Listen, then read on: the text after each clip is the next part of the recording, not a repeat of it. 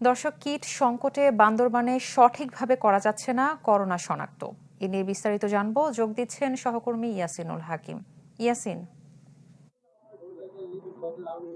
সারা দেশে করোনার নতুনভাবে প্রাদুর্ভাব শুরু হওয়ার পর থেকে বান্দরবানের বিভিন্ন মানুষগুলো থেকে আসলে আতঙ্ক বিরাজ করছে। আমরা সকাল থেকে বান্দরবান সদর হসপিটাল সহ বিভিন্ন স্বাস্থ্য কমপ্লেক্সগুলো রয়েছে, বিভিন্ন বেসরকারি হসপিটালগুলোতে ঘুরে দেখেছি আসলে কিট সংকটের কারণে এখানে বিভিন্ন রোগ ব্যাধি নিয়ে হসপিটাল সকাল থেকে বিভিন্ন উপজেলা থেকে বিভিন্ন রোগীরা যারা আসছে তারা কিট সংকটের অভাবে করোনার পরীক্ষাটি তারা করতে পারছে না বলে আমাদেরকে জানিয়েছে। আমরা কথা বলেছিলাম বেশ কিছু রোগীর সাথে, তারা আমাদেরকে বলছে সর্দি কাশি সহ বিভিন্ন সিমটম থাকলেও কিন্তু আসলে করোনার কিট না থাকার কারণে তারা তাদের যেই স্বাস্থ্য বিভিন্ন সংক্রমণগুলো তারা পরীক্ষায় শনাক্ত করতে পারছে না। যদিও বা ম্যালেরিয়া, টাইফয়েড, জন্ডিস সহ বিভিন্ন শনাক্ত করতে পারছে, তবে কিটের অভাবে করোনা শনাক্তকরণ কোনোভাবেই হচ্ছে না বলে তারা জানিয়েছে। আমরা কথা বলেছি স্বাস্থ্য বিভাগের সিভিল সার্জনের সাথে, তিনি আমাদেরকে জানিয়েছে বান্দরবানের ৭ উপজেলার ৩৪ ইউনিয়ন পরিষেবায় তাদের যে স্বাস্থ্য কমপ্লেক্সগুলো রয়েছে, বিভিন্ন স্বাস্থ্য হসপিটালগুলো রয়েছে, প্রত্যেক জায়গার যে চাহিদাটি রয়েছে, কি পরিমাণ কিট প্রয়োজন সেই চাহিদা তারা প্রেরণ করেছে স্বাস্থ্য অধিদপ্তরে। এটি আসলেই অচিরে আসলে করোনার যে শনাক্তকরণ পরীক্ষা সেটি তারা করতে পারবে বলে জানিয়েছে। ইতিমধ্যে তারা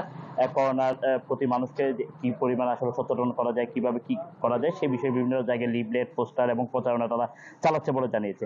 তবে কিট সংকটের কারণে বান্দরবানের ৭ উপজেলা কোনো জায়গায় আসলে এখনো পর্যন্ত করোনা সংক্রমণ যে শনাক্তকরণ পরীক্ষা সেটি এখনো করতে না পারার কারণে রোগীরা যেমন বিপাকে পড়ছে, পাশাপাশি এলাকার মানুষজন আসলে করোনা সংক্রমণ বিদ্ধ হওয়ার নানান ঝুঁকিতে রয়েছে বলেও জানিয়েছে আসলে এইখানকার স্থানীয় সুশীল সমাজ। তবে স্বাস্থ্য বিভাগ বলছে দ্রুত সময়ের মধ্যে কিট সংগ্রহ হয়ে গেলে কিট যে সরবরাহ পাঠানো হয়েছে সেটি চাহিদা পূরণ করার মাধ্যমে বান্দরবানের করোনা নতুন রূপে তারা পরীক্ষা শুরু করতে পারবে বলে আমাদেরকে জানিয়েছে।